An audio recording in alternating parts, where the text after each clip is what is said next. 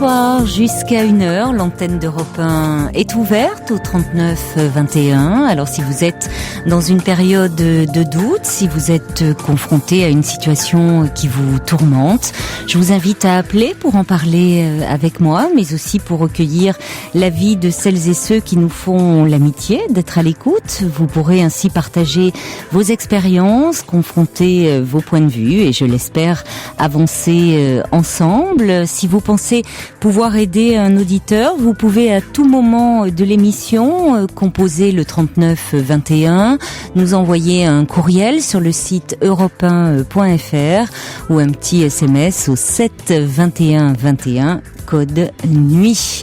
Ce soir, vous serez accueillis par Quentin et Clémence avec la complicité de Philippe Chartier qui réalise cette émission 39 21. Je vous attends. Europe 1, Caroline Dublanche. Et des petits messages qui arrivent comme ça par mail. Miss Coucou qui dit « J'adore votre émission, je l'attends avec impatience chaque jour. Je suis juste un peu déçue que vous lisiez trop souvent les messages de Petite Plume et du Subversif et jamais les miens. » Ben voilà, c'est fait Miss Coucou. Maintenant, c'est la première fois que je vois votre pseudo. Alors, envoyez des messages par mail ou par SMS. Et puis des messages où vous donnez votre point de vue aussi sur les témoignages. Lucie, elle nous dit « Cela fait très longtemps que je suis à l'écoute de cette douce et souvent émouvante libre antenne. Je vis à l'étranger maintenant, mais toujours fidèle à cette grande et réconfortante famille. Je me réveille souvent avec vous grâce au podcast. Vive le progrès !» nous dit Lucie, et belle soirée à tous. Yasmina dit « Je n'ai pas écouté l'émission depuis plusieurs semaines, fatiguée. Je dors tôt, mais me revoilà en pleine forme. Vous m'avez manqué et je suis contente de vous écouter à nouveau », nous dit Yasmina. On accueille tout de suite Valérie. Bonsoir.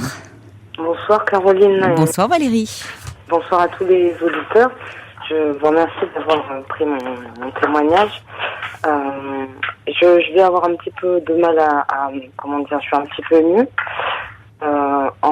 Vous m'appelez au sujet d'une collègue de travail, oui. Collègue et amie, je crois. Oui. Et vous, qui a fait, qui vous a annoncé qu'elle était enceinte en fait, et de ce que j'ai cru comprendre, elle a fait plusieurs fausses couches, et en fait, la connaissance est une femme qui elle est mariée, elle est indépendante, elle est forte, elle a de la personnalité, et je crois qu'elle a jamais exprimé en fait ses peines et ses souffrances par rapport aux fausses couches qu'elle a eues. Et elle a la façon dont elle a exprimé ses fausses couches, elle est restée toujours dans le terme médical. Elle en a pas parlé en termes de, ça aurait pu être une naissance ou quoi que ce soit. Alors, ces fausses couches étaient en début de grossesse ou plus tardive? Non, en début. En tout début de grossesse. Oui. D'accord. Elle a déjà eu des enfants. Bon, ça c'est important. Oui. Et là, en fait, elle en a pas parlé à son mari, elle en a pas parlé à sa famille parce que. De sa grossesse actuelle? Oui, j'ai été la première personne en fait à qui elle l'a annoncé. Et donc en fait, récemment, elle m'a dit qu'elle avait des migraines et j'ai appris aujourd'hui, parce qu'elle me l'a dit hier, et j'ai appris que en fait les migraines, c'est un petit peu le fait que elle n'est pas verbalisée, tout ça peut être lié aussi. Et c'est vrai que elle a dit aussi que normalement, je crois que c'est courant octobre, il y aurait dû avoir une naissance, mais bon, elle a eu une fausse couche, donc du coup, ça c'est pas, c'est pas arrivé. Et en fait, moi je lui ai dit que je serai là. Je serai là pour elle et en fait je suis un petit peu je sais pas quoi dire ou quoi faire parce que je n'ai pas eu encore d'enfant. Moi j'ai envie de lui dire j'ai envie de lui permettre d'exprimer en fait ses émotions, de les extérioriser un petit peu de manière à ce qu'elle ait moins d'angoisse pour aborder ce troisième, on va dire, naissance, si c'est possible. Grossesse, on va dire. Grossesse, pardon. Ou alors être là, mais je sais pas comment. Je sais que si je vais être très, maternante entre guillemets, si je vais la protéger, elle va pas être, ça va l'énerver un petit peu. Donc, écoutez, déjà, elle a une grande confiance en vous puisque c'est à vous qu'elle parle. Oui. Donc, laissez-la venir. D'accord. Au fond, voyez, jusqu'à présent, vous ne lui aviez rien demandé. Non. Et elle s'ouvre à vous, elle se confie à vous. Donc vous avez raison de dire qu'il faut pas être surprotectrice vis-à-vis d'elle, ça pourrait l'angoisser. J'imagine là que c'est un tout début de grossesse. Elle a fait un test récemment où elle a découvert qu'elle n'avait plus ses règles. Voilà, elle pense que ça remonte à environ un mois, quoi. Oui. Et ses précédentes grossesses, c'était, elle les faisait. Donc, elle a eu 3 fausses couches, hein, avant. Non, 4, je crois. 4. Parce que vous me disiez que c'était sa 3e grossesse. Non, attendez, on s'est mal compris. Elle a eu 4 fausses couches, voilà, et 2 enfants, voilà. Pardon. D'accord, 4 fausses couches. Et les fausses couches, c'est 2 premiers. Donc les enfants qu'elle a eu, il n'y avait pas eu de fausses couches à ce moment-là. Non. D'accord. Il n'y avait pas eu. C'est pour le 3e enfant qu'elle souhaite ou il y a des fausses couches. Là, ça serait le 3e. Oui, j'ai compris. Ça serait pour le 3e enfant qu'elle a des fausses couches. Enfin, pour l'instant, elle a fait son test, elle est enceinte et elle va voir le gynéco, elle va prendre un rendez-vous. Oui. Et je lui ai dit que bon, il n'y a pas de souci, que je serai là, quoi. Voilà, quoi, pour tous les examens. Ah, c'est vous qui voulez l'accompagner? Oui. Elle vous l'a demandé? Non, mais elle a pas dit non. En même temps, elle était rassurée, elle était contente, en fait. Donc, on est proches. Et, oui, les gens en général se livrent assez facilement à moi parce que je suis quelqu'un qui juge pas et j'ai mes opinions mais je juge pas, donc les gens sont ils me livrent, ils ont confiance en moi, quoi. Justement, le gynécologue qui la suit a été au courant des fausses couches et est au courant de son désir d'enfant. Oui. Donc est-ce qu'elle elle doit avoir un traitement, certainement un traitement hormonal?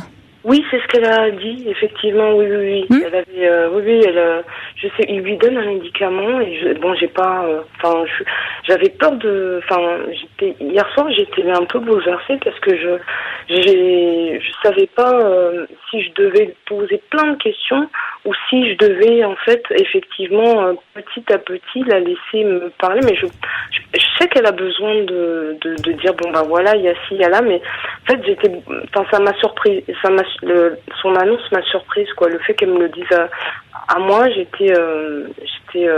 pas su réagir, j'étais là, je lui ai dit que c'était chouette, que c'était super, que c'était, et elle tout de suite a dit, non, on verra. Oui, mais c'est normal, elle ne peut pas se réjouir et elle a certainement, c'est plus compliqué d'en parler à son entourage proche parce qu'elle craint justement une réaction de joie et de nouveau une déception. Voilà, c'est ça, absolument. Ouais. Donc ce qui explique certainement qu'elle n'en parle pas encore à son mari. Oui. Mais on peut penser, j'espère qu'elle va en parler quand même, hein. Elle attend que comment elle m'a expliqué ça? Elle attend que qu'il y ait aucun doute, c'est-à-dire je crois que c'est à au 3e mois ou quelque chose comme ça. Elle attend le 3e mois, oui, c'est-à-dire peut-être le moment où puisqu'elle a fait des fausses couches en début de grossesse, elle attend peut-être d'avoir dépassé ce cap-là où elle avait fait ses fausses couches. Voilà. Et à partir de ce moment-là, quand ça sera relativement, on va dire, sûr, à partir de là, oui, elle pourra se dire, ok, j'en parle à la famille, voilà. Mais elle n'a pas envie parce qu'il y a eu trop de, elle veut plus revoir les gens autour d'elle qui sont dans l'attente. Oui, fais pas ci, fais pas là, attention. Oui, et puis elle a peut-être peur d'un surcroît d'attention, de conseils, de sollicitude, justement, comme vous dites, qu'on lui dise, qu'on la mette un peu sous cloche là, qu'on la surveille, alors que vous. Vous avez très bien senti qu'il fallait pas être hyper protectrice et d'un coup il faudrait plus qu'elle mange ci, qu'elle fasse un pas, il faut qu'elle continue à mener au contraire une vie la plus normale possible, sachant que son médecin lui a déjà prescrit un traitement permettant de mieux fixer la grossesse. Quand on sait qu'il y a elle n'a pas encore pris rendez-vous, elle va prendre rendez-vous et puis il va lui dire Mais elle n'a pas déjà un traitement préventif ? Alors là, je lui ai pas posé la question. En tout cas, si ce n'est pas fait, elle va l'avoir. D'accord. Ah bah oui, parce que les femmes qui font des fausses couches comme ça, un peu. Bon, ce qui est fréquent. Comment ? J'ai lu qu'il y avait effectivement qu'on leur donnait quelque chose pour permettre Bien sûr. Comme c'est un dérèglement hormonal ou je sais pas, quelque chose comme ça, il faut que, et ce traitement-là permet que ça se passe bien, mais je n'ai pas posé la question de savoir si elle avait repris ce traitement, mais je sais qu'elle a un rendez-vous là très très rapidement et voilà quoi. Donc... Oui, et puis je vous dis, on le fait parfois même avant, quand on sait qu'il y a un désir d'enfant, on le fait, on anticipe. Donc c'est peut-être le cas. Bon, je reçois des messages déjà qui arrivent pour vous là, des SMS qui dit prêtez-lui juste une oreille amie, dites-lui que vous l'écouterez sans poser de questions, c'est déjà important. Et puis le valet de cœur qui dit continuez à être là sans forcer sa porte puisqu'elle l'ouvre d'elle-même. Une écoute sincère n'est jamais passive, bien au contraire. Et Annie demande si vous avez vous-même des enfants, ce à quoi vous aviez déjà répondu non. Et elle a déjà 2 enfants. Voilà. Donc il y a également la même Annie qui dit être là suffit. Parfois, elle vous fait confiance et votre relation lui convient. Donc il n'y a pas besoin pour le moment d'en faire plus. D'accord. Être là pendant cette période un peu anxiogène pour elle, de ces premiers mois. D'accord. Donc être naturel et puis. Oui, sans être justement que ce soit pas oppressant, disant que c'est vrai que ces enfants ont quel âge, les 2 premiers ? Oula, il y en a une qui devrait être en crèche, elle doit. De 2 ans et demi. Oui, elle est petite. Et puis l'autre, elle devrait avoir 8 ans, je crois, 8 ans. D'accord. Oui, mais ça peut arriver, et bon, des fausses couches comme ça en début de grossesse, c'est assez fréquent et généralement, dans ces cas-là, la nature est bien faite, comme on dit. C'est que c'était des grossesses qui pouvaient pas aller au bout. Oui, voilà. Mais c'est vrai que à côté de ça, mine de rien, moi, je perçois des choses assez. Quand les gens ne vont pas bien, je le ressens très très rapidement. Et moi, la semaine dernière, j'avais ressenti qu'elle était. Il y avait des changements, quoi. Et mais en fait, je la sens pas bien, quoi. Et je sais qu'elle montre une attitude qui va bien parce que ce matin elle en a parlé, on était 2, elle en a parlé à une autre collègue on est amis et qui l'annonçait à la deuxième collègue, on était là et c'est vrai que à un moment elle a dit oui je vais pas pleurer et puis elle a rigolé. Je fais mais oui mais même si de toute façon pour cette grossesse là admettons, je suis pas rentrée dans les détails, mais je lui ai dit de toute façon c'est pas grave, on est là, quoi qu'il arrive on est là, voilà. Et puis on a enchaîné sur autre chose, quoi, mais c'est important que, je sais pas comment expliquer.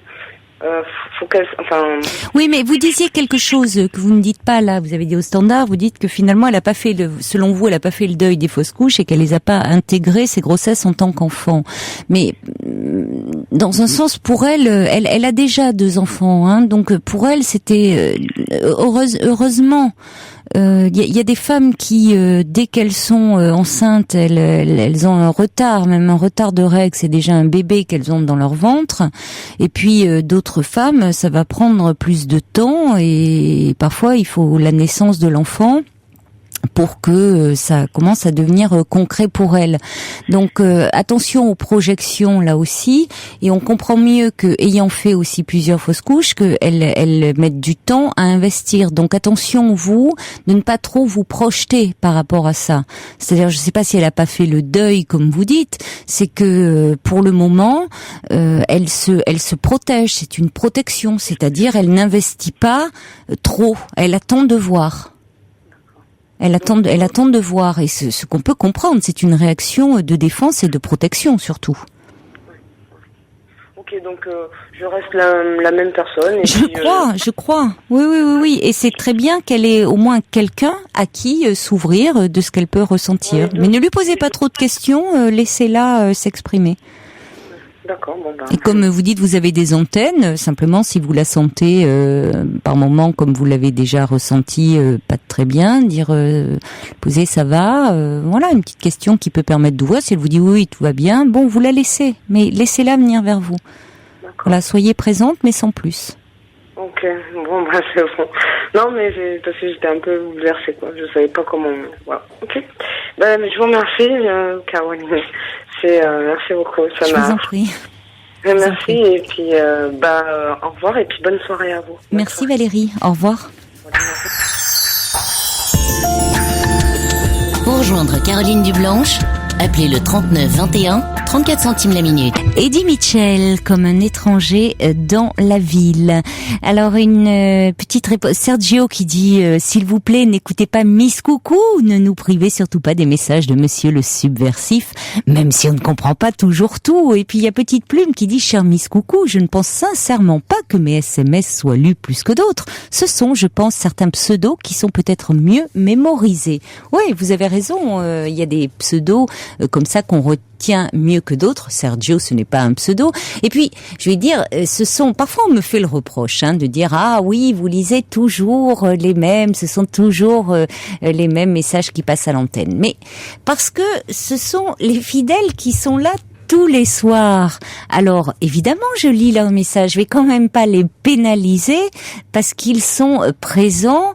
Et enfin, tous les soirs. Il y a des soirs où ils peuvent s'absenter. Ils ont aussi leur vie. Mais je vais quand même pas les pénaliser au prétexte qu'ils sont fidèles. Et si vous écoutez bien, dans les SMS ou dans les mails, il y a d'autres prénoms que je lis aussi, mais simplement c'est vrai que vous les mémorisez moins, certainement, ça attire moins votre attention. Alors, on a un petit message d'ailleurs de Michel, elle qui nous envoie un mail. Elle dit, je crois que c'était il y a une dizaine de jours, vous avez lu une très jolie phrase qui m'a beaucoup touchée, envoyée par Petite Plume, justement. Je crois que cela parlait de funérailles et d'anges. Michel qui dit, auriez-vous la gentillesse de me l'adresser par mail? On n'a pas vos adresses mail, je vous le dis, quand vous nous envoyez un mail, on n'a pas votre adresse mail. Michel qui signe une fidèle auditrice. Oui, c'était Petite Plume qui nous avait envoyé une phrase de Khalil Gibran. Alors, j'ai pas la phrase exacte, c'est Petite Plume, si vous aviez la gentillesse de nous l'envoyer peut-être par SMS, on la lirait à Michel. Je crois que c'était les funérailles sont des humains, sont peut-être les fiançailles des anges. Enfin, c'était quelque chose, c'était plus joliment dit, mais de cet ordre-là. Je suis sûre que Petite Plume va avoir la gentillesse de nous l'envoyer, Michel. Et puis un petit message de Luce aussi qui dit un petit coucou du Québec à vous et à tous vos auditeurs et auditrices pour vous dire que la France me manque, surtout ce soir car nous avons notre première tempête hivernale aujourd'hui. 25 à 40 cm de neige avec des vents de 90 km/h selon l'endroit. Décidément, il faut être fort pour rester ici, mais je suis toujours heureuse de vous écouter et je vous fais plein de bises à tous, nous dit Luce. Et on accueille tout de suite Annie. Bonsoir Annie. Oui, bonsoir Caroline. Bonsoir. Vous allez bien? Oui, ça va bien, je vous remercie. Et vous? Bon. Oui, si ce n'est que ma voix est en train de partir. Et oui, c'est un drame pour moi parce que, comme vous le savez, je n'ai pas de pseudo, mais je suis une pionnière. Vous êtes une fidèle, oui. Ah oui, maintenant je vieillis même. Et en fait, je suis extrêmement bavarde, quoi. Alors quand ma voix est menacée, je me sens tout ébranlée. Et je voulais quand même signaler à propos des pseudos que si j'ai bonne mémoire, et j'ai bonne mémoire, c'est Petite Plume qui a été la première à lancer la mode des pseudos. Oui, c'est vrai. Oui. C'est vrai, oui. Il y avait un moment de très très jolis pseudos qui sont et venus nous avions grâce à eu elle. des débats, et nous avions même fait une année une élection du plus beau pseudo. C'est vrai. Et je crois que c'est elle qui en avait hérité. Oui, je crois. Oui. Et puis après, on était tombé dans des choses assez farfelues, un peu ridicules, je dois dire, parce que certains, pour pensant qu'il fallait faire le plus original possible, ça en devenait un peu ridicule. Donc on avait dit arrêtez. Et puis j'ai dit, vous savez, vous mettez votre prénom, je lirai vos messages pareil. Ce qui compte aussi, c'est le contenu du message. On n'est pas là pour faire un concours, justement, on l'avait fait une année parce que ça avait été amusant, quelqu'un avait lancé comme ça. C'était une époque où on riait plus, où l'émission était moins, je dirais pas moins structurée, mais différente. Ah, mais l'émission, elle évolue au fil du temps. Vous savez, elle évoluera certainement encore si elle continue. Ça dépend aussi des périodes de l'année. Il y a des moments aussi de l'année où c'est plus difficile. Au moment des fêtes, souvent, je sais pas si vous avez remarqué, c'est un petit peu plus compliqué. C'est une période un peu plus anxiogène. Ça dépend. Elle évolue. Je dis souvent, c'est vous qui la faites. Vraiment, ça dépend de la teneur des messages. Et c'est vrai qu'on me reproche parfois de dire oh oui, vous lisez des. Alors justement, on me critique beaucoup sur les SMS en disant oh les SMS, vous lisez des SMS qui sont d'une futilité. Mais j'ai envie de dire oui, parce que heureusement qu'il y a aussi des. Je dis heureusement parce que si pendant 2 heures, franchement, tous les soirs, après des témoignages difficiles, je pense au témoignage de Michel pour qui j'ai une pensée ce soir vraiment hier, qui nous parlait de son fils,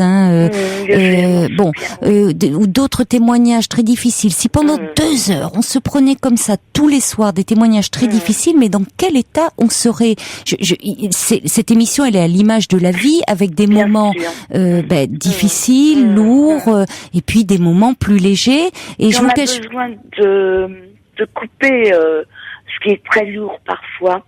On a besoin de la vie. Il faut renaître, quoi. Il faut pas rester dans le morbide. C'est ça. Et puis je reçois aussi des lettres à l'inverse de personnes qui me disent j'étais pas bien ce soir, j'avais pas trop le moral. Et puis il y a eu un témoignage qui m'a fait rire, qui m'a fait du bien. Voilà. Vous voyez, moi je pense aussi à tous ceux qui écoutent et qui peut-être sont pas très bien. Et quand il y a des témoignages plus légers, ça fait du bien. Pourquoi on écoute Laurent Ruquier, Laurent Baffy? C'est aussi parce qu'on a besoin de rire. Mais c'est c'est pas moi qui l'ai inventé, ça date du 7e siècle.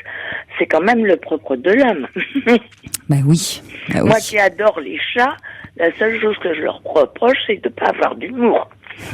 Ils sont joyeux, ils sont gais, ils sont drôles, mais ils n'ont pas d'humour. Ils sont très, très... Quand on essaye de faire de l'humour avec eux, ils se vexent et ils font pipi par terre, ou même ailleurs. Bon, et... sinon, je voulais, justement à ce propos, je voulais dire que, évidemment, moi j'ai 62 ans maintenant, j'ai donc connu dans ma vie des périodes, on n'est pas obligé, mais j'ai connu des périodes très douloureuses que je ne veux pas, dont je ne veux pas faire état, mais j'ai notamment quand même failli perdre un de mes enfants. Et à cette époque-là, curieusement, c'est une époque où j'ai été j'ai souffert terriblement et parallèlement j'étais très gaie. Ah oui? Oui, parce que sinon je crois que je serais morte aussi. J'avais besoin de continuer à vivre. Mais il était malade, qu'est-ce qui se passait? Oui, elle avait fait une tentative de suicide, elle s'était défenestrée du 7e étage, et puis depuis elle est malade. Et alors ça a été très lourd, et puis j'étais pétrifiée. Bon, 7 étages, c'est rare, quand les gens reviennent et sans sans séquelles neurologiques, elle a eu beaucoup ni de chance, orthopédiques, oui. mais la maladie était là. Oui. Je lui disais tout à l'heure, à cette époque-là, j'étais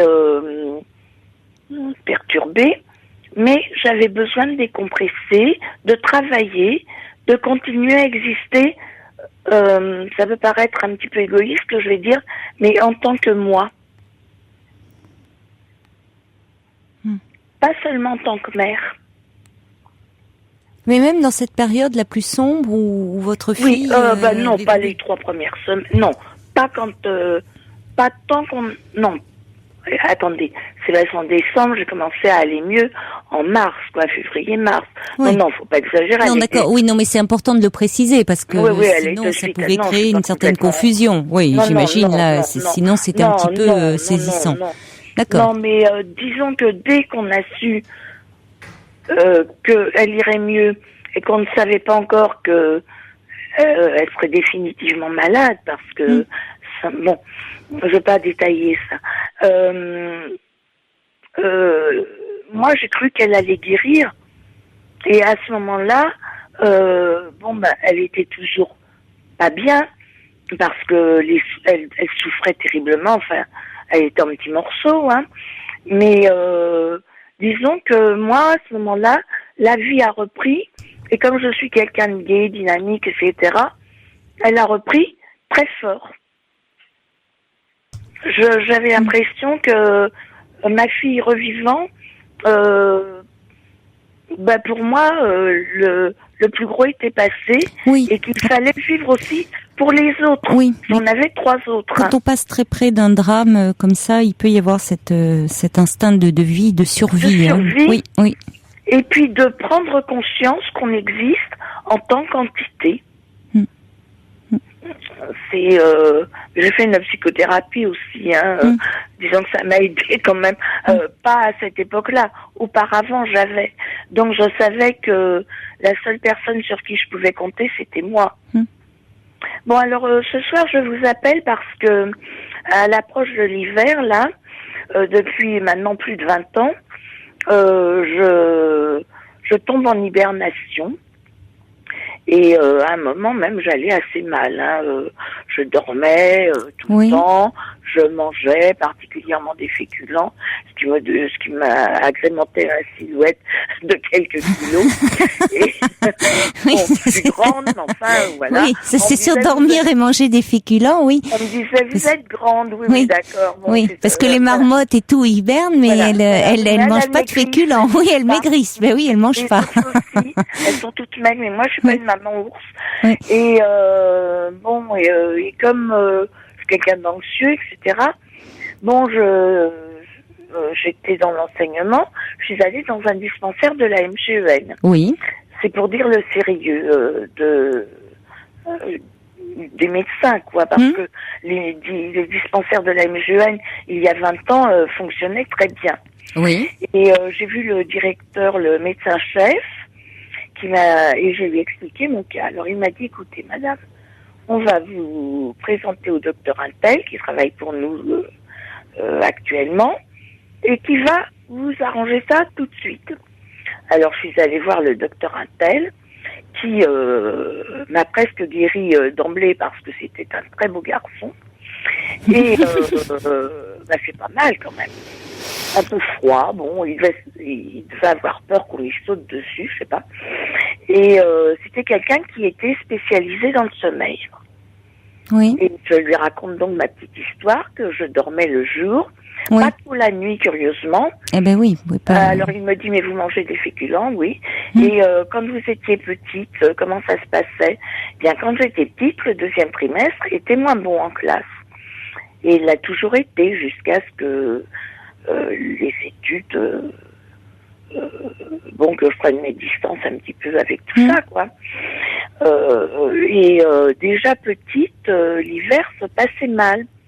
Mais à partir de la quarantaine, où il commence à y avoir des changements, oui. On détecte une accentuation de ce qu'on appelle une dépression saisonnière.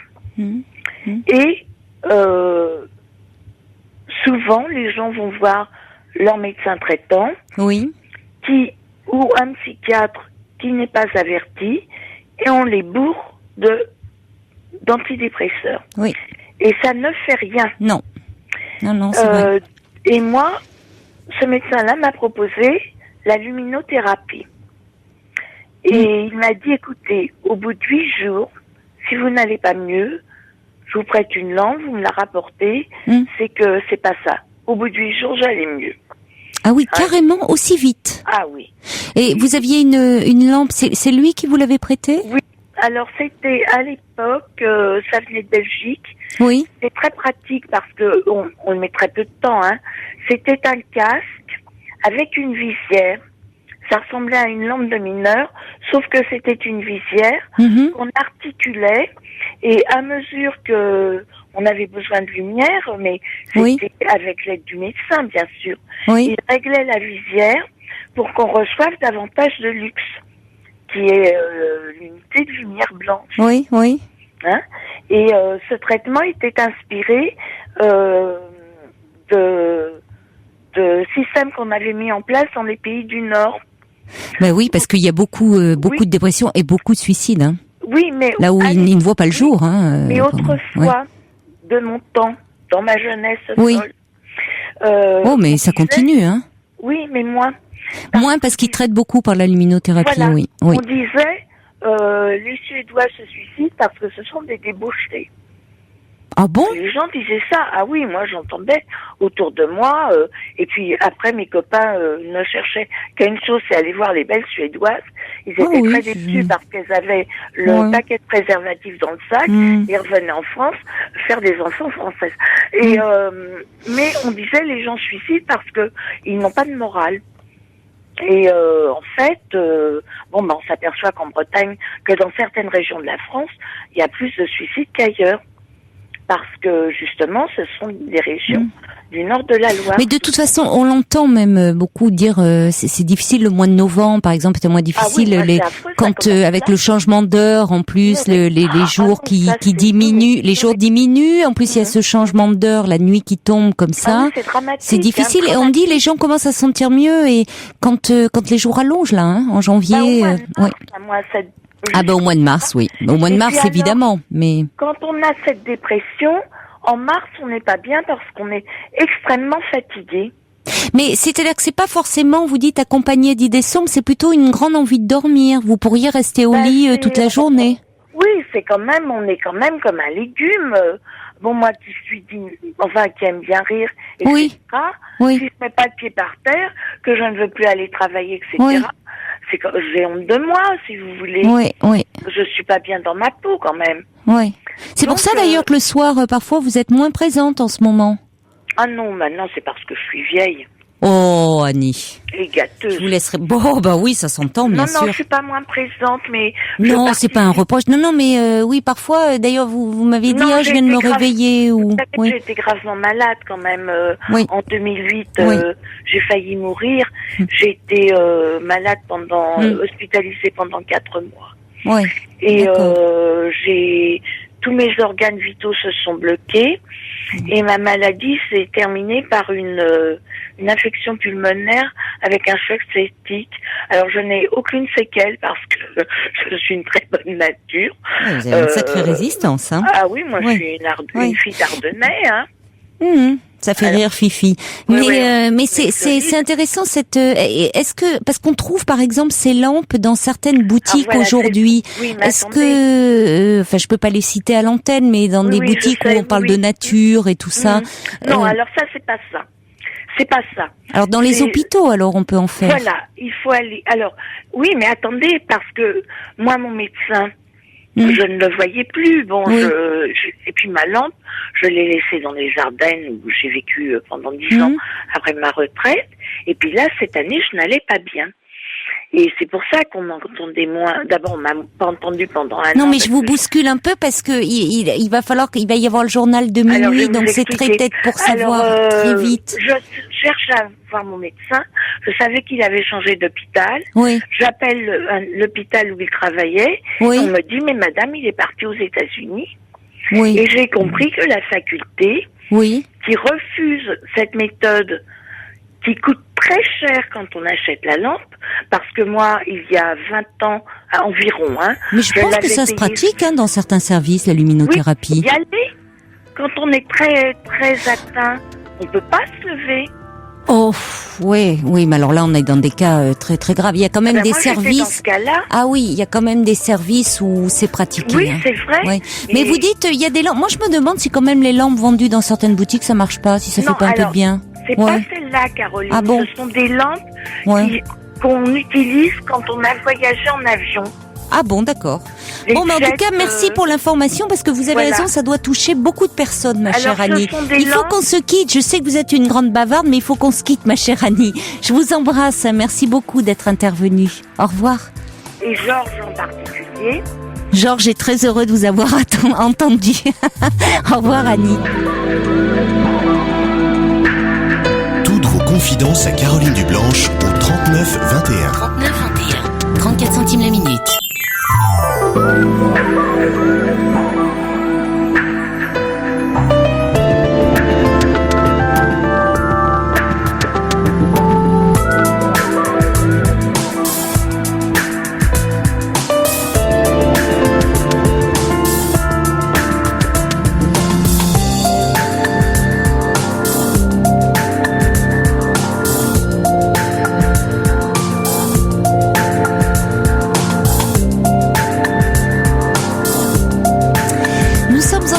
Et en direct, bien sûr, jusqu'à 1h. Vous pouvez continuer à nous appeler au 39 21. Vous pouvez également réagir si un témoignage vous donne envie de le faire en appelant ce même numéro pour dialoguer avec un auditeur. Vous pouvez le faire si vous êtes un peu plus timide par courriel sur le site europe1.fr ou nous faire part de vos commentaires par SMS au 7 21 21. Code nuit. Alors c'est ce qu'a fait Laurence de Picardie qui réagissait au témoignage d'Annie qui nous disait qu'elle souffrait de dépression saisonnière qu'elle avait traitée à un moment par de la luminothérapie. Laurence nous dit il est vrai que le manque de soleil nous rend moroses, c'est pourquoi il faut vous écouter Caroline, ça coûte moins cher par ces temps de crise. Et puis il y a Coco qui dit certains psychiatres font de la luminothérapie. Fanfan visiblement n'en a pas besoin puisque il ou elle, je ne sais pas, dit je vous écoute en posant du parquet, ça me rebooste. Il n'y a pas d'heure pour poser du parquet visiblement. Sergio voulait faire un tendre coucou à maman ours, il parle d'Annie. Sergio qui dit je ne me cache pas derrière un pseudo. C'est le cas de Jean-Marie qui dit c'est pas un pseudo et ça me fait plaisir quand vous lisez mes messages. Un petit clin d'œil aussi à Nadia qui dit je suis à Paris pour une semaine et je me suis déplacée avec ma petite radio pour vous écouter. Et puis merci à Petite Plume qui a cherché la phrase de Khalil Gibran et qui dit je retrouve pas les sources exactes. Il s'agit de l'œil du prophète ou du deuxième ouvrage du prophète, le sable et l'écume de Gibran, toujours de sublimes ouvrages, nous dit-elle. Alors attendez, il faut que je recherche la phrase exacte. Si mon écran fonctionne, mais j'ai un petit souci là, ça s'était effacé. Alors attendez, je vais le retrouver très vite. Les funérailles chez les hommes ne seraient-elles pas fiançailles chez les anges? Voilà, ma chère Michel, les funérailles chez les hommes ne seraient-elles pas fiançailles chez les hommes? Et puis en parlant des fidèles qui étaient là et dont voilà, il y a pas que des pseudos. Il y a Lo qui dit je confirme ma présence chaque soir. Il y a Émile qui dit oui, le futile est utile et ça fait du bien à entendre. Il y a la rêveuse qui dit il est certain qu'à la période de Noël nous ressentons une certaine mélancolie. Qu'est-ce que j'ai d'autre comme SMS? Un petit message de Laurence qui dit je passe à la minute même, alors c'était avant minuit, dans ma 40e année, un tournant dans ma vie de femme. Pouvez-vous me souhaiter un avenir rempli de joie? Écoutez, avec grand plaisir, ma chère Laurence. Vraiment, vous allez voir, c'est un très bel âge. Et puis Et puis également Nassim qui dit je me sens un petit peu moins seule quand je suis à votre écoute. J'arrive d'Alger et c'est pas toujours facile d'être là sans ma famille. Voilà des messages qui arrivent. On a également Aigmarine qui dit je suis à l'écoute tous les soirs. Je vous ai d'abord découverte en vacances. J'étais en camping sous la tente, puis j'ai pris l'habitude de vous écouter toute l'année. Je suis d'ailleurs ravie que l'horaire de l'émission ait été avancé, bien que je m'endorme de toute façon fort tard. Et maintenant j'ai trouvé comment vous écrire. Donc ne vous en privez pas, ma chère Aigmarine. Et on accueille tout de suite Anthony qui est avec nous au 39 21. Bonsoir Anthony. Bonsoir Caroline. Bonsoir. Bonsoir, merci de prendre mon appel déjà. Mais je vous en prie. Toujours aussi ému quoi, enfin ça me fait bizarre quoi. Vous avez déjà appelé ? Oui, une fois oui. Oui ? Oui, j'ai appelé la fin octobre par rapport à mon enfant que j'avais pas vu depuis 5 ans. Depuis 5 ans, ça fait long ça ? Quel âge a-t-il ? 7 ans. Il va avoir 7 ans le 14 janvier. Vous l'avez eu jeune, dites-moi, puisque vous avez 25 ans. Oui, quand elle est tombée enceinte, j'avais 17 ans. Oui, en effet. Et elle avait quel âge ? Elle, un an et demi plus que moi, quoi. D'accord. Ouais. Moi, j'avais lancé un petit appel, j'avais donné beaucoup de précisions sur ma personne déjà. Et c'est limite, je suis en train de chiller, quoi. Moi je suis né le 5 octobre, elle est née le 26 août. Moi je suis né le 5 octobre de 84 et elle est née le 26 août de 83. Bon, un an, 2 mois de plus que moi, c'est pas énorme. Moi quand elle est tombée enceinte, j'avais 17 ans. Elle en avait 18 et quand il est né, on avait 19 ans. Et j'avais appelé déjà pour dire que qu'à l'époque, moi j'étais apprenti, je travaillais beaucoup, on s'était séparés. Et par rapport, ça se mélange là, tout se mélange. À l'époque, donc vous êtes séparés au moment de la naissance de votre petit garçon, pendant la grossesse,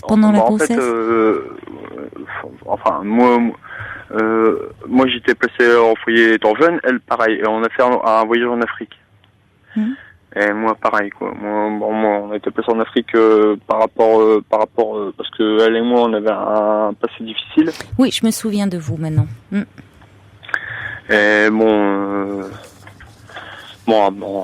après on est tombé amoureux et puis l'amour moi pour moi c'était un amour c'était l'amour de ma vie.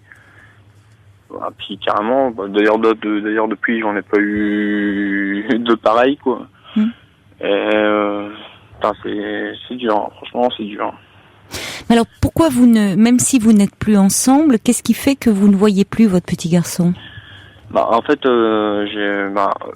quand elle tombe enceinte, moi elle m'a avoué, c'est moi qui ai été chercher le test de grossesse.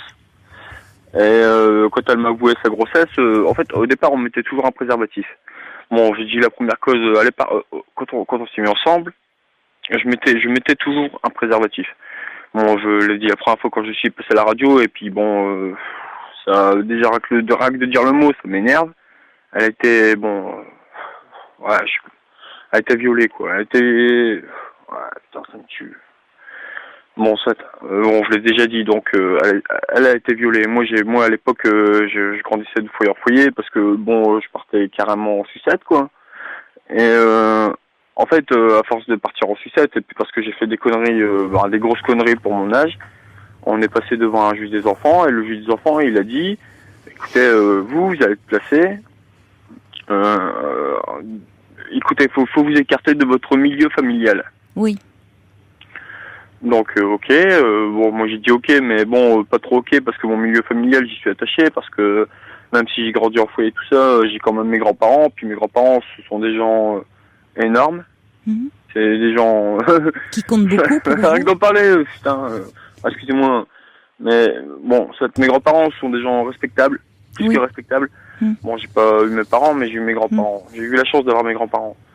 Et au bout d'un moment, je sais pas, je suis parti un petit peu en suicide, à la dérive complètement. Et donc je suis passé au tribunal pour une grosse connerie. Et au tribunal, et ça, vous nous l'aviez raconté, hein, Anthony, lors de votre premier appel. Mais aujourd'hui, donc, où en êtes-vous, vous, dans votre vie personnelle? Est-ce que ça a été compliqué pour vous? Il y a de l'évolution. Bon, il y a de l'évolution, c'est-à-dire? Il y a de l'évolution, il y a de l'évolution. C'est-à-dire que, déjà que, j'ai toujours travaillé, hein, j'ai toujours, c'est vrai que je fais des conneries, mais j'ai toujours aimé le travail. Qu'est-ce que vous faites comme travail? Merci aux grands-parents. J'en venais justement au truc là. J'ai fait la connerie l'année dernière de, j'ai perdu mon permis. Je me suis fait arrêter en état d'ébriété. Ça, je l'avais pas dit la première fois. Non. Donc vous avez perdu votre permis et votre travail. Vous aviez besoin de votre permis dans votre travail. Oui. Dans mon travail, non, j'ai toujours travaillé. Même quand mais tout ça ne me dit pas pourquoi vous ne voyez pas votre fils. Mon fils. Parce que vous aviez à ce moment-là, vous pouviez le voir dans un centre quelques heures. Alors qu'est-ce qui fait que vous ne pouvez plus le voir? C'est tout simple. Moi, j'ai refusé. À l'époque, j'ai refusé mon droit de visite. Pourquoi? Parce que mon fils, il est né à Lyon. Il est né à Lyon. Moi, je suis dans le Nord. Et puis, je travaillais. À l'époque, j'étais apprenti cuisinier. Oui. Je travaillais 70 heures par semaine, et encore c'est petit, 70 heures par semaine. Mais moi j'avais une journée de congé, et puis je m'arrangeais avec mon patron pour lui dire, écoutez monsieur, moi je dois aller voir mon fils, arrangez-moi pour me donner une journée complète, parce qu'en cuisine, c'est une journée complète. C'est compliqué. C'est compliqué, ouais. C'est rarissime même. Et en fait, j'ai réussi à m'arranger avec, et moi je prenais le TGV le matin, moi je faisais une journée de 14 heures. Et le lendemain, j'allais voir mon fils et tout. Mais j'étais content. Je prenais le TGV le matin de Cambrai, de Douai. Je prenais le TGV de Douai. Je mettais 3 heures. 3 heures, c'est pas grand chose. Non. J'allais voir mon fils. J'étais heureux, mais j'arrivais là-bas, j'étais cassé, quoi. J'arrivais là-bas, j'étais cassé. Et puis, par intervalle, j'étais perdu. Franchement, j'avais 18 ans. Je voyais mon fils, je le prenais dans mes bras. Franchement, comme j'ai dit la première fois, je me sentais plus petit que lui. Mais c'était mon fils. Et petit à petit, c'est ça, en fait, c'est ça qui s'est passé. C'est que, moi, j'allais voir mon fils, le matin, et je le voyais du matin de 9h30, de 9h30 jusqu'à 20h. Je reprenais le TGV à 21h, et j'arrivais à minuit, à Douai. 3 heures de TGV. Et en fait, mon père, pour une fois qu'il était là, merci papa, il venait me chercher. Il venait me chercher à l'époque, il venait me chercher à Douai parce que j'habite. Pourquoi ça n'a plus été possible? Pourquoi ça n'a plus été possible? Parce que je suis passé au tribunal et j'ai eu un droit de visite de 4 heures. 4 heures par mois. Pour quelle raison ça a été raccourci? Pour quelle raison? Franchement, je suis arrivé devant le tribunal. Bon, déjà, comme j'ai dit la première fois, mon fils, il porte le nom de sa mère. On va essayer de raccourcir un peu, Anthony, parce que moi, ce que j'aimerais comprendre, c'est que s'est-il passé pour qu'à un moment, vous raccourcissez votre droit de visite? C'est ce que je vous dis. Moi, je suis passé au tribunal. La juge, elle m'a regardé. Elle m'a dit, comment ça se fait que votre enfant ne porte pas votre nom? Oui. J'ai dit, écoutez, comme je dis la première fois, j'ai dit, la mère, elle l'a porté. Elle m'a quitté au 4e mois de grossesse. Oui. On s'est remis après ensemble. Et comme j'ai dit la première fois, on s'est arrivé au tribunal, la juge elle m'a dit comment ça se fait qu'il... Et moi j'ai dit j'ai regardé la mère, tout ça c'est vrai. Et j'ai dit écoutez, et moi j'ai accepté le droit de visite. J'ai accepté le droit de visite parce que la mère, on s'est regardé et tout, et on s'est remis ensemble juste avant l'audience. On s'est remis ensemble, comme j'ai dit au standardiste. Oui, mais je me souviens de ça. D'avoir été pris pour un con. J'ai l'impression d'avoir été pris pour un con, quoi. Oui.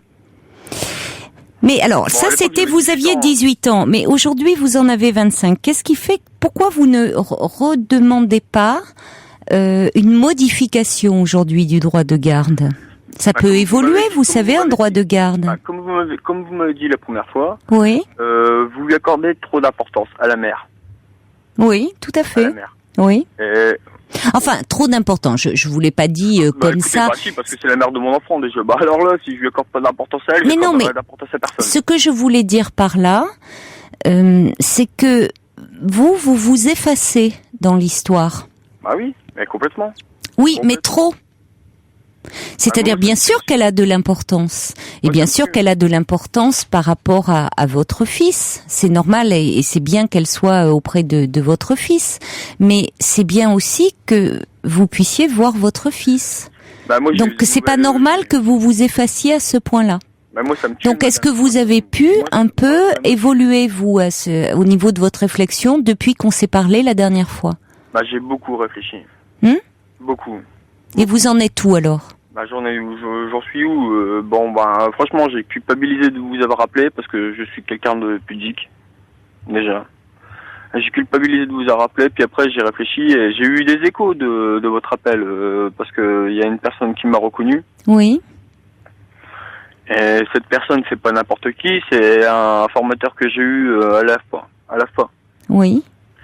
Et il m'a appelé, et bon, il m'a dit bon, t'en es où maintenant et tout. Bon, je lui ai dit bon, écoute, ça va quoi, ça va si on veut. Et il m'a dit écoute, maintenant j'écoute la radio le soir, je suis insomniaque. Oui. J'ai dit oula, attention.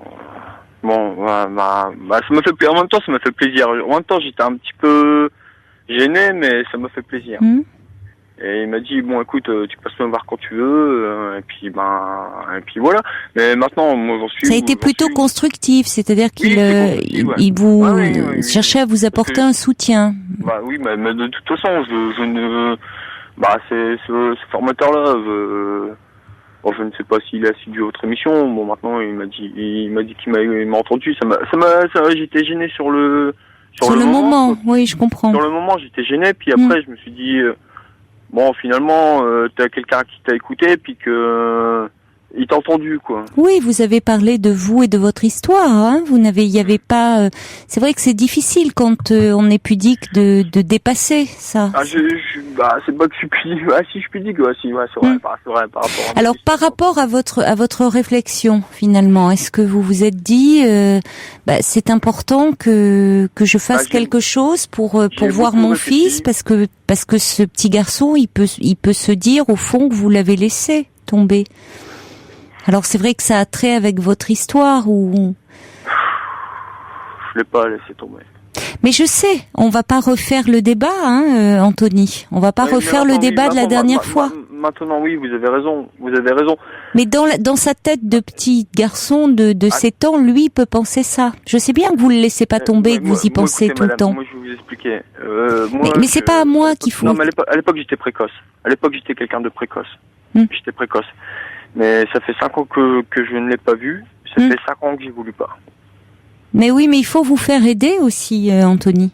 Il faut accepter de l'aide, voyez, il faut dépasser cette... Ouais, voilà, c'est ça le maître mot. Oui, il faut accepter... justement, alors certes, vous êtes pudique, c'est difficile de parler de vous. Pudique, par rapport à son enfant, on peut pas être pudique, mais... Non, c'est difficile de parler de vous et c'est difficile. Bon, vous avez vu beaucoup de psy lorsque vous étiez en foyer et vous avez beaucoup de réticence pour. Non, mais la réticence, elle est venue. Pourquoi ? Parce que j'étais incompris. Et ça, c'est pas des conneries, quoi. Non, écoutez, non, mais je comprends. Mais maintenant, je pense que ça vous serait plus profitable. D'accepter de l'aide, d'être un peu soutenu pour savoir un peu, pour vous poser, pour parler de la relation avec votre fils, puisque ça vous tourmente beaucoup. Ça vous serait plus profitable, voyez, que d'en parler là comme ça de façon ponctuelle avec moi à la radio, parce que vous pourriez vraiment faire un travail plus en profondeur. D'un autre côté, regardez, la dernière fois je vous ai appelé. Oui. Franchement, au début je me suis dit putain quel con. Quand j'ai raccroché, je vais pas vous mentir, je me suis dit quel con. Et puis les jours ont passé, je me suis dit finalement t'as bien fait, t'as parlé, tu t'es un petit peu libéré. Bon, ça m'a fait du bien. Maintenant, bon, sur le moment. Vous avez raison parce que bon, c'est vrai que bon, maintenant, je vais pas vous mentir, moi j'ai encore mes grands-parents et Dieu merci qu'ils sont encore là, quoi. Mais moi, j'aimerais que mon fils les connaisse. Mais oui. Maintenant, le souci, c'est quoi? Ça serait important. Comment? Ça serait important, oui. Bah voilà, moi j'ai encore mes grands-parents. Moi j'ai perdu mon grand-père maternel l'année dernière. Il est adorable, quoi. Putain, excusez-moi l'expression, mais moi, écoutez, moi, ce qui m'arrive, ok. Mes grands-parents, moi je voudrais qu'ils connaissent mon enfant. Oui. Et puis maintenant, je vous ai expliqué le tribunal. C'est vrai que je devrais me faire aider. Ça vous fait peur? C'est pas que ça me fait peur, ça m'énerve. Franchement, c'est pas que ça m'énerve, c'est que, écoutez, moi, passer par des systèmes qui prennent 3 ans, je connais. Mais ça prendra pas 3 ans. Ça vous fait peur parce que ça vous ramène à votre histoire, Anthony. Oui, ok. Mais la première fois que j'ai fait la demande pour passer au juge des enfants, ça a pris 1 an et demi. Oui, mais vous étiez très jeune, Anthony. Vous avez évolué depuis. C'est vrai. Bah, évoluer comme je vous dis. Et plus vous laissez passer de temps, plus ça joue contre vous. Parce qu'on pourra dire, et même la mère peut jouer là-dessus en disant oui, mais vous voyez, pendant toutes ces années, il n'a pas été là. Moi, la mère, quoi qu'il en soit, jamais je lui dis, je ne dirai du mal. Mais je sais que c'est très important pour vous. La mère, c'est quasiment sacré pour vous. Mais vous savez, votre fils, il a aussi besoin de savoir qu'il a un père qu'il aime, parce que c'est dommage. On sent à quel point il est important pour vous, à quel point ça vous tourmente qu'il ne soit pas présent dans votre vie. Vous y pensez tous les jours. Mais ce petit garçon, lui, il ne le sait pas. Et il grandit pendant ce temps-là, Anthony. Ouais, bah oui. Ouais, ça va. Puis moi, ça me tue. Mais c'est pour ça, et je pense que vraiment, et tout ça, c'est tellement lié à votre histoire de fils. Moi, je voulais pas. Écoutez, moi, j'ai vécu ma vie. Vous avez manqué de père, et vous êtes en train, pour le moment, et alors que vous êtes très jeune et tout peut encore changer, mais vous êtes en train de faire revivre à votre fils ce que vous avez vécu enfant, c'est-à-dire grandir sans père. Bah écoutez, franchement là, excusez-moi, mais non. Franchement, mon père, mon papa, il était présent, mais il a toujours été. Non, écoutez, moi de l'amour, j'en ai pas manqué avec mon père. Mais mon père, c'est la chanson de. Pour moi, le qualificatif de mon père, c'est la chanson de Georges Brassens. C'est Les copains d'abord. Mais bon, mon père, je le connais. Et puis je l'aime dans le fond, même si je l'ai expliqué la dernière fois. Mon père, c'est les copains d'abord. Mais bon, de l'amour, il y en a eu quoi. Mais mon père, c'est ses potes. Et après, mais non, mais c'est ça. Mon père, c'est ça. Mon père, c'est ses potes. Mais je le connais, je le vois encore. Bon, on se voit furtivement parce que au bout d'un quart d'heure, ça dégénère. Donc, mon papa, moi, je le vois. Et puis, je l'aime, c'est mon père, ça c'est clair. Mais moi, ce qui me tue, c'est que je ne veux pas faire revivre à mon enfant ce qu'il a vécu. Parce que moi, j'ai vécu. Moi, je veux pas faire. Mais bon, maintenant, je m'efface. Je m'efface et puis j'ai l'impression, excusez-moi l'expression, mais j'ai l'impression d'être une pute. Bon, c'est très excessif. Vous auriez besoin de travailler, de parler de vous, de votre histoire. De parler, mais excusez-moi, mais la dernière fois, je vous l'ai pas dit. J'ai parlé. Mais vous avez besoin d'en parler, Anthony, mais d'en parler au calme et de reprendre tout ça tranquillement, calmement, et pas une fois comme ça ponctuellement. Moi, je ne peux que vous encourager fortement à faire une démarche auprès d'un thérapeute.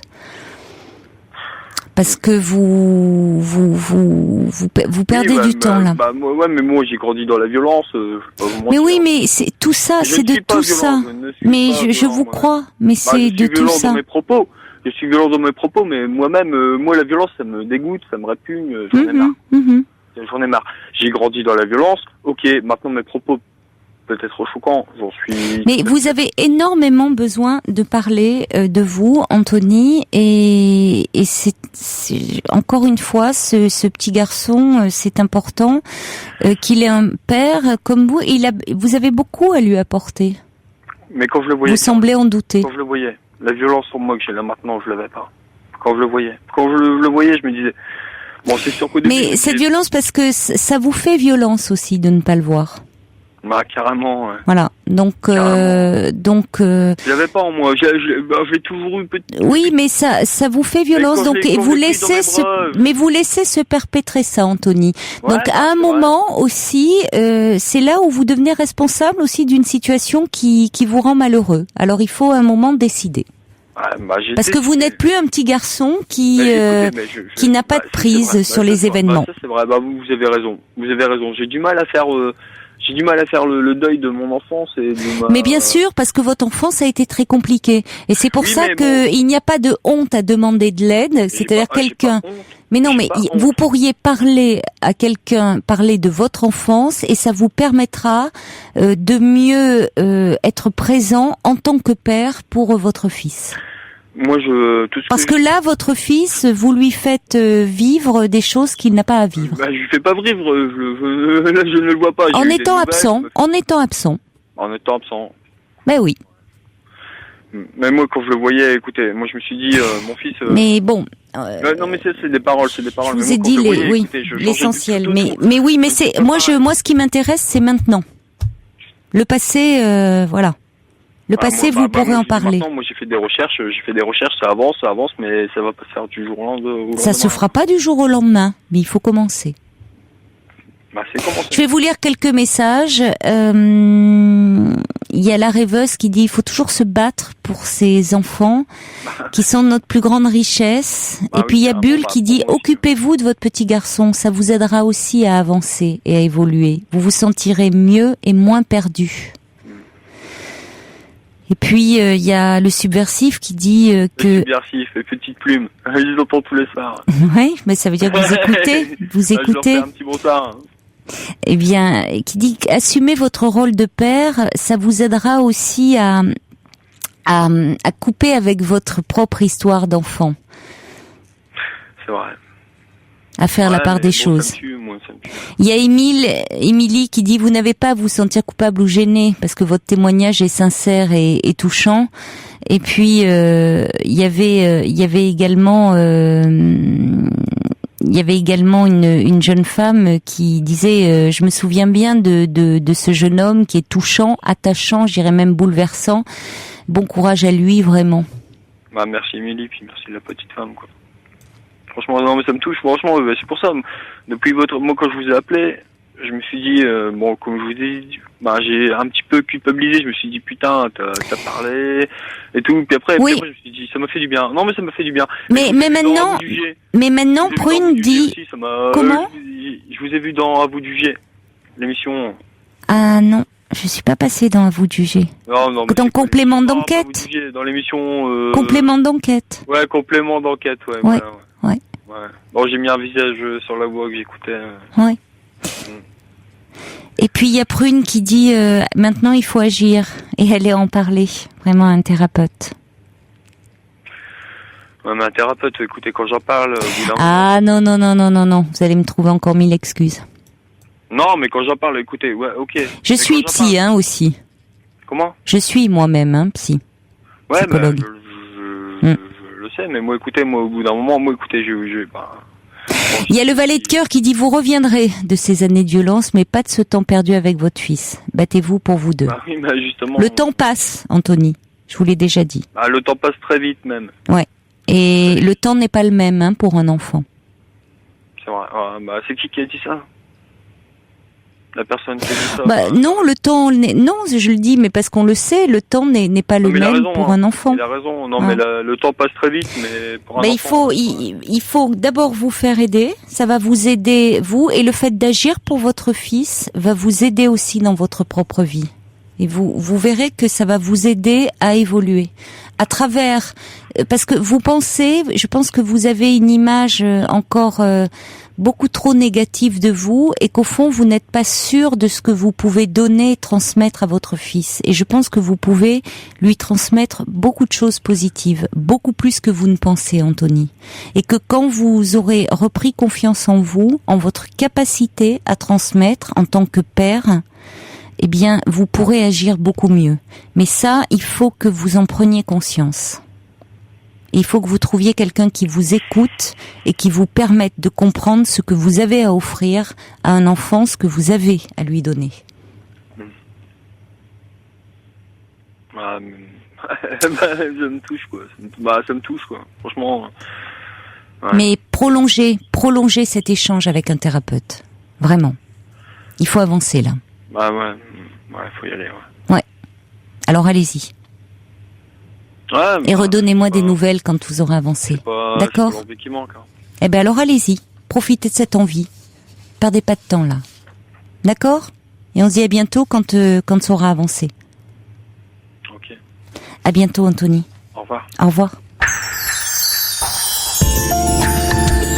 Pour rejoindre Caroline Dublanche, appelez le 39 21, 34 centimes la minute. Patrick Bruel, place des grands hommes. Encore des messages pour Anthony. Quelqu'un qui envoie un petit SMS pour dire Anthony doit retrouver sa sérénité avant de passer devant un juge. Oui, ça serait bien effectivement. Bulle qui dit tant que vous resterez enfermé dans votre enfance, vous n'avancerez pas. Toute violence disparaît devant un petit bout. Fédragé dit Anthony, vous avez besoin de parler, faites-vous aider. N'oubliez pas, vous manquez à votre petit garçon. C'est ce que dit également Annie. Coco qui dit on a l'impression que vous savez quoi faire mais vous êtes bloqué, faites-vous aider. Un autre message qui dit Anthony peut trouver une aide certaine auprès du CMP, centre médico-psychologique. Plus tôt il s'y rendra, plus tôt il pourra construire avec son fils. Et puis Laurie qui dit Anthony, parler c'est bien, agir c'est mieux, sortez de cette tétanie qui vous angoisse et vous culpabilise, en avant, vous perdez un temps précieux. Voilà, et puis d'autres messages. Alors là, c'était au sujet du témoignage d'Annie qui nous parlait de dépression saisonnière qu'elle avait soignée avec de la luminothérapie. Daniel nous envoie un mail pour dire j'ai entendu qu'il y a peu de temps au Danemark la sécurité sociale envoie les personnes au soleil en Espagne.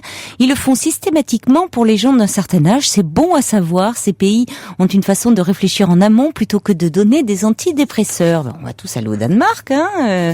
Il y a Amina qui dit vous n'êtes pas la seule à hiberner, ma chère Annie. Je me reconnais dans votre témoignage. C'est toujours une période difficile pour moi également, bien qu'on ne manque pas de lumière au Maroc puisqu'il y fait presque toujours beau. Amina nous envoie un petit courriel du Maroc.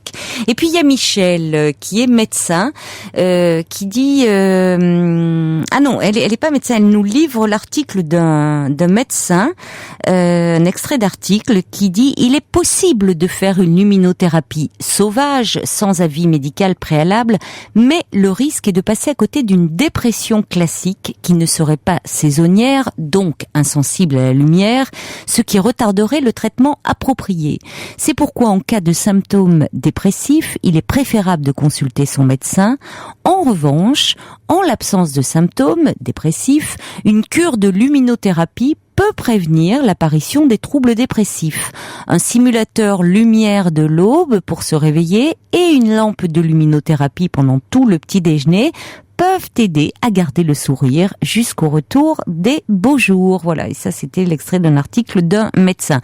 Mais c'est vrai que c'était important de préciser, de pas forcément acheter une lampe comme ça en disant tiens je me sens très déprimée. Une lampe, si c'est une dépression classique, la lumière n'aura aucun effet. C'est vraiment un traitement approprié qu'il faut dans ces cas-là. On accueille tout de suite Claudine. Bonsoir Claudine. Bonsoir. Bonsoir. Oui, je vous téléphone pour raconter un petit peu mon histoire qui me déprime. Ah. Voilà, et la luminothérapie n'y suffirait pas alors? Non, je pense pas, c'est autre chose. Donc j'ai rencontré quelqu'un par le biais d'internet, une personne qui m'a énormément touchée et qui nous avons eu un coup de foudre réciproque. Et moi, depuis longtemps... Par internet ou vous l'aviez rencontré pour avoir ce coup de foudre? Oui. Un coup de foudre par internet? Déjà, lui-même, déjà, oui. Et après, quand nous sommes rencontrés dans un lieu public, il y a eu le coup de foudre réciproque. Mm-hmm. Et donc, moi, depuis un petit moment, par rapport aux hommes, je me mettais beaucoup de barrières pour ne pas souffrir encore une fois. Mais cette personne m'a fait tomber toutes les barrières en me charmant, donc voilà, ça a été assez vite. Oui. Et a fait beaucoup pour me charmer. Donc, nous avons commencé une petite histoire. Et puis, donc, ensuite, moi, j'ai dû partir pour mon travail sur Paris. Oui. Pendant un petit mois. Donc, nous avons communiqué. Donc, et elle a voulu me rejoindre. Donc, il m'a rejoint sur Paris. Nous avons passé une petite semaine ensemble, qui était assez extraordinaire et avec des petits projets. Et ensuite, je suis revenue dans notre région et cette personne est venue me chercher au train, toujours pareil, semblable à lui-même.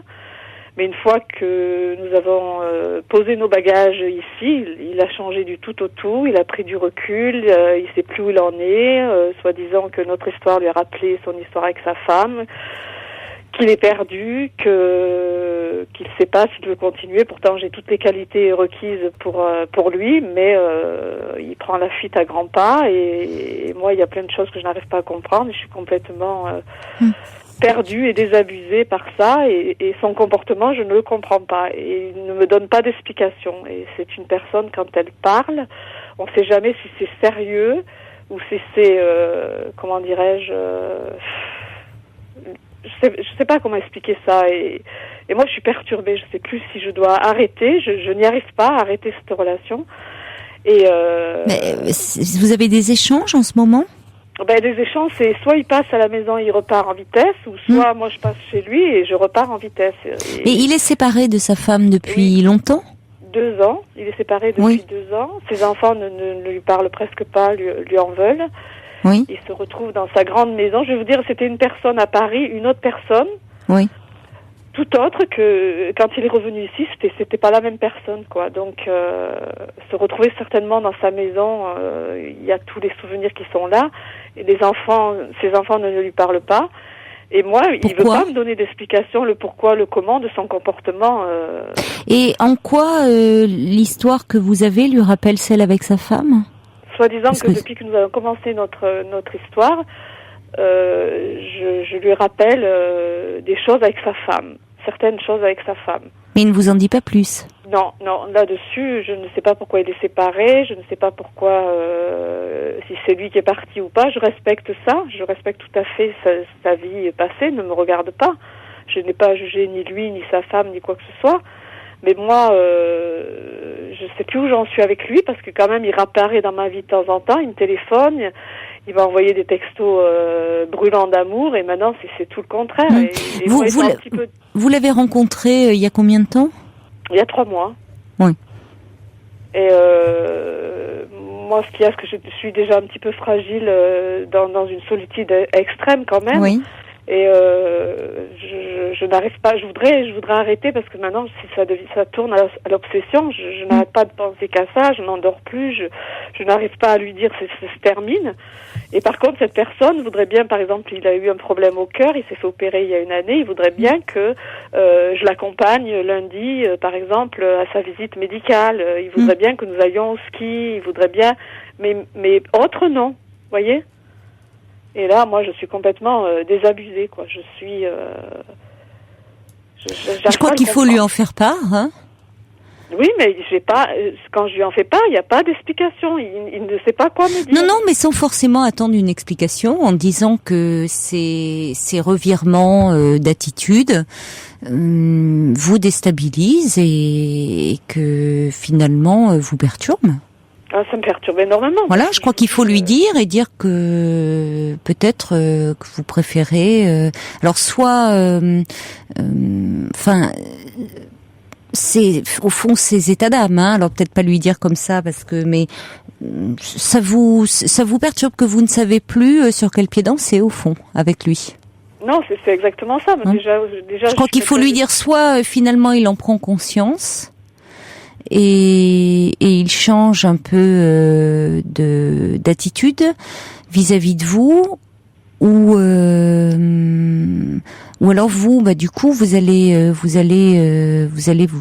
éloigner, en gros, hein, c'est ce que vous laissez entendre en disant cela. Oui, mais j'y arrive pas parce que comme je suis très fragile et que j'ai peur de ressombrer dans une solitude où j'ai été pas mal. Oui, mais enfin, si vous êtes dans une relation qui vous fait plonger aussi, c'est pas mieux, hein.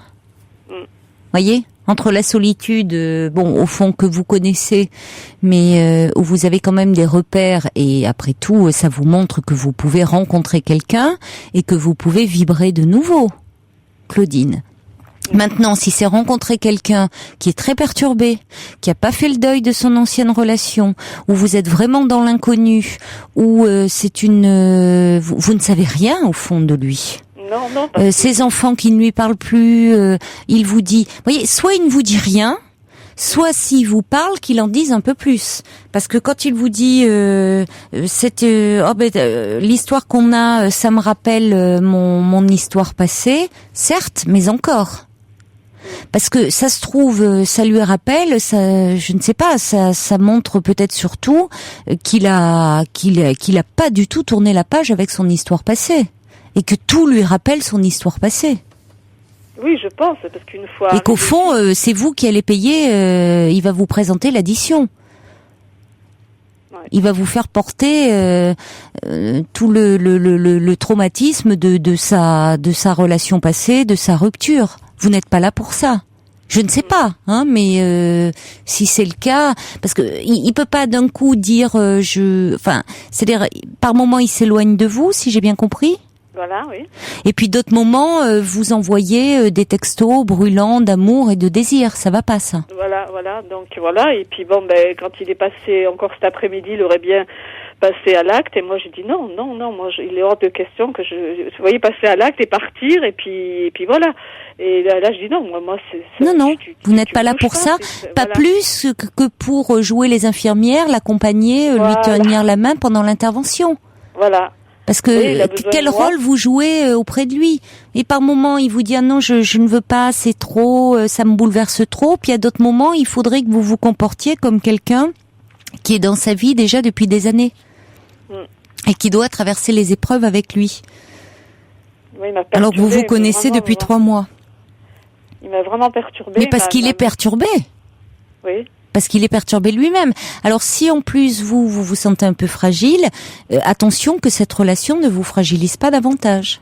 Mais je suis fragilisée, vraiment, il m'a vraiment fragilisée parce que je vous dis, je m'étais mis des barrières depuis des années parce que j'étais seule et que je voulais plus souffrir.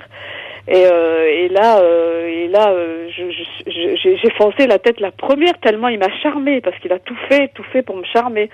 Et j'ai foncé la tête la première et quelque part je m'en veux et là je n'arrive pas du tout à lui dire c'est fini, à ne pas le voir, à ne pas ne serait-ce que de le voir un moment, ça me calme, mais ça vous calme sur le moment. Sur le moment, voilà, sur le moment. Mais quand il n'est plus là, vous êtes angoissée. C'est une horreur. C'est une horreur. Il veut bien que je sois là pour aller faire du ski, pour plein de choses, mais pas. Il me présente pas à ses amis. Il fait des repas entre hommes et il m'a jamais invité. Il m'a jamais invité. Bon, attendez, ça fait que 3 mois, hein, que vous vous connaissez. C'est très peu, hein. Oui, je sais, mais il m'a tellement dit des choses que moi j'y ai cru comme une imbécile, comme une gamine de 15 ans. J'ai foncé la tête la première sans réfléchir ni rien. Et résultat, je suis... Il y a Sergio qui demande, est-ce qu'il est toujours inscrit sur le site de rencontre? Bien sûr qu'il est toujours inscrit. Pourquoi? Je sais pas. Je le sais qu'il est inscrit parce qu'une copine et moi-même lui avons tendu un piège et il a répondu alors. Donc voilà. Et quand je lui ai dit, j'ai dit mais quand tu n'es pas prêt pour moi, pourquoi tu vas chercher encore sur Internet? Il m'a répondu, ça m'amuse, ne t'inquiète pas, je réponds, c'est tout. Et je fais simplement ça. Je dis mais à moi tu m'as répondu, hein. Enfin c'était pas moi, c'était une copine et moi-même qui avons monté. Alors il y a Brigitte qui dit cet homme ne sait pas ce qu'il veut, demandez-lui de clarifier les choses, sinon prenez votre courage et fuyez. Inès qui dit il y a des gens qui une fois que l'autre est conquis ne sont plus pareils, alors peut-être désinvestissez cette relation pour libérer votre cœur pour quelqu'un d'autre. Bulle qui dit loin du quotidien et avec le côté mystérieux du net on s'évade dans des rêves, le retour à la réalité est alors perturbant. Parlez-lui clairement. Et puis le subversif qui dit qu'il craigne de ressentir un sentiment par lequel il a souffert n'est pas inattendu. C'est vrai que s'il est amoureux et puis qu'il a peur de retomber amoureux, ne le pressez pas ou partez. Prune est plus catégorique, elle dit cet homme est nuisible, quittez-le afin de vous protéger. Bon, moi je pense en tout cas, mettez une certaine distance, dites-lui que son comportement, ses revirements de comportement vous perturbent, soit il en tient compte, et s'il n'en tient pas compte, effectivement il vaut mieux arrêter. D'accord. Parce que si il est là, s'il doit vous perturber, ça ne va pas. S'il doit, si vous voulez vous faire régler ses problèmes de sa précédente relation avec vous, vous n'êtes pas là pour payer l'addition pour quelqu'un d'autre. Vraiment. c'est sûr. Donc attention, protégez-vous quand même. Hein. D'accord. Prenez un peu de distance par rapport à lui et ne soyez pas à sa disposition, quoi. Voilà. Très bien. Je vous remercie beaucoup. Bon courage, Claudine. Merci. Au revoir. Au revoir. Caroline Dublanche sur Europe 1. Robbie Williams, Morning Sun. Et un message pour Claudine de la part de Nelly, message très clair qui dit prenez la fuite Claudine. Nelly qui dit moi le soleil est dans mon cœur, ma petite coccinelle qui cohabite avec moi depuis 1 mois dort sur la table de mon salon sur sa feuille de salade.